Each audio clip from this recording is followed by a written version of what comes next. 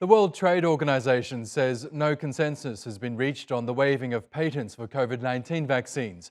India and South Africa say the move would give emerging markets better access to drugs they need to protect their people and boost their economies. But a group of rich countries continues to block the proposal, leaving the rest of the world short on jabs. Paolo Montecillo has more.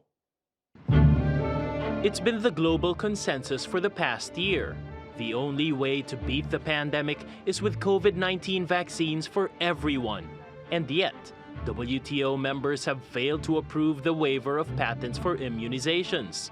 That's as rich countries ignore pleas from developing nations, saying their firms that make vaccines and drugs to treat the disease should be rewarded for their work. They are refusing to agree this proposal that is being supported by over 100 developing countries. That is just not good enough.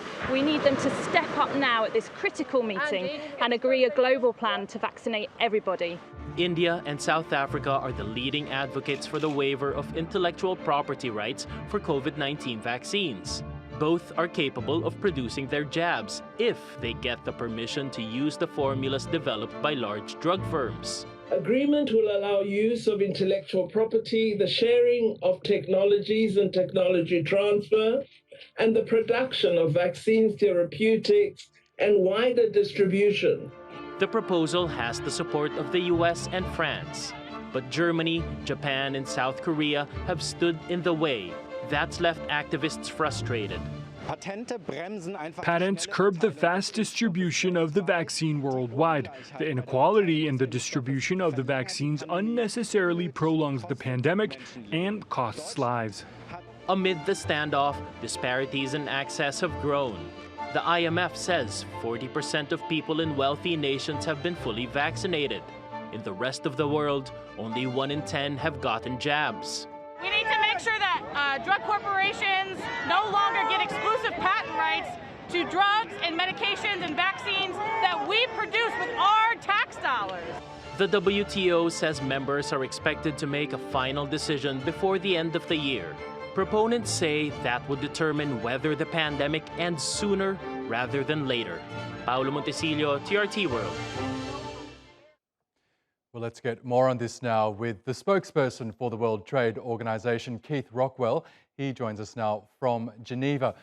Great to have you on the program, Kieth. Now, the World Trade Organization Director General Ngozi Okonjo-Iweala has said that she really is keen to have the World Trade Organization become a body that's more than just about setting global trade rules and resolving trade disputes, to one that's more proactive in the issues of the time, including the pandemic. And it would appear that the waiving of vaccine patents could be one way to do that. Can you just update us on the progress there? Are we any closer to reaching some sort of an agreement?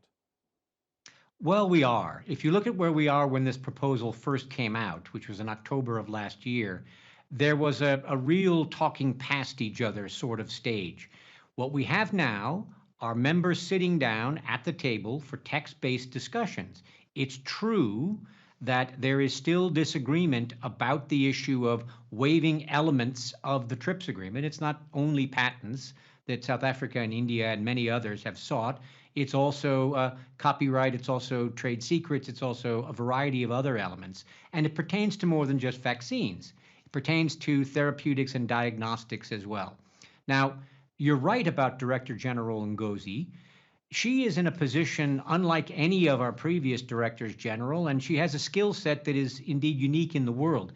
She was the chair of Gavi, the Vaccine Alliance.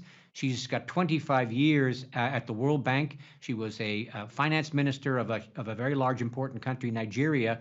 So she brings together expertise not only in vaccines, but in trade and development, which is a reason why, to be perfectly honest, we are so central now to this discussion. All of this being said, we have many elements to this discussion that are pertinent and relatable to the WTO, including the issue you've just mentioned.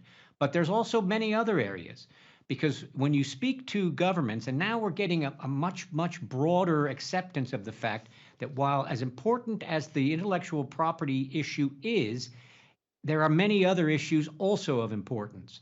that if you were to get the waiver, that would not on its own be enough, because without transfer of know-how and technology, even if you have the recipe, so to speak, you may not be able to bake the cake. You would need to have the equipment, the know-how. You need to have in place the proper regulatory infrastructure, because what you're talking about here are very complex products that require extensive clinical testing before they can be made available on the market.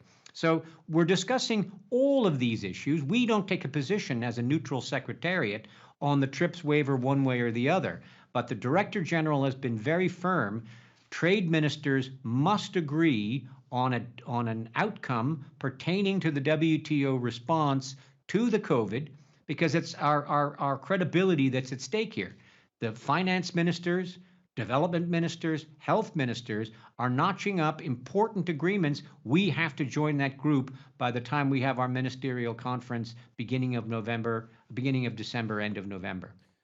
Pharmaceutical companies that produce these vaccines have voiced their opposition against any such waiver. They say that these patents are not the primary obstacle in terms of the vaccine rollout in places where they're needed most. Is there any truth to that? And are you concerned that perhaps they wield too much influence for the governments that are currently blocking these proposals?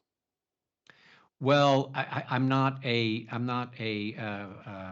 someone who's involved in the pharmaceutical industry. So, and I know they're very complex, the whole process of manufacturing and testing. But I think everyone acknowledges that there are many other factors that go into this. If you talk to producers, not only in developed countries, but those that would be making the product under license, they themselves say unequivocally that it's the know-how and the technology that they need most. Remember that there are a lot of arrangements going on now that involve voluntary licensing. India is the largest producer of pharmaceuticals in the world. The Serum Institute has been producing under license from AstraZeneca. You've got Aspen Pharmacare in South Africa that's producing the Johnson & Johnson drug. Pfizer-BioNTech just announced a deal with BioVac in South Africa. You've got the European Union, which is looking to invest in Rwanda, Senegal, and South Africa to put in place production facilities. Everyone agrees that the key here is to ramp up production, particularly in the developing world, where there's unused capacity. Everyone agrees on that. Where there is disagreement is what's the best way to do that, and there's disagreement. Okay, and can I ask you quickly, before the pandemic, there have been long-standing calls to reform the World Trade Organization. It's something that Director General Ngozi agrees with as well in principle. What progress is being made on that front? Or are those calls for change or the actions towards change, are they being put on the back burner? No, everyone agrees that reform is essential. The problem is that not everyone agrees what constitutes reform. Certainly, if we were to reach an agreement on the response to COVID, if we were to reach an agreement on curbing harmful fishery subsidies that are rapidly leading to the depletion of our oceans, if we were to reach an agreement on agriculture and development, that's a very good start. Other issues, our dispute settlement system has been hobbled thanks to blockage of new appellate body jurists by the Trump administration. They want some kind of a decision taken there, many of the members.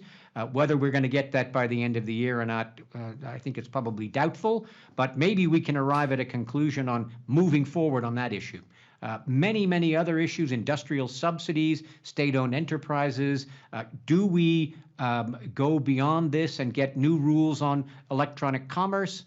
New services rules for regulation? Do we get agreement on how to help small, medium-sized enterprises, how to empower women, how to better make trade a tool for environmental preservation and sustainability? These are all things that are being discussed really intensively now. Whether they'll all lead to an agreement by the end of the year, it would be difficult to get them all done, but if we can get a work plan in place where we can take these issues up with vigor in the new year, I think that would constitute a very good outcome. As they say, Rome wasn't built in a day, was it? Kieth Rockwell from the World Trade Organization. We'll have to leave it there, but thank you again for joining us on Money Talks. My pleasure. Thank you very much for having me.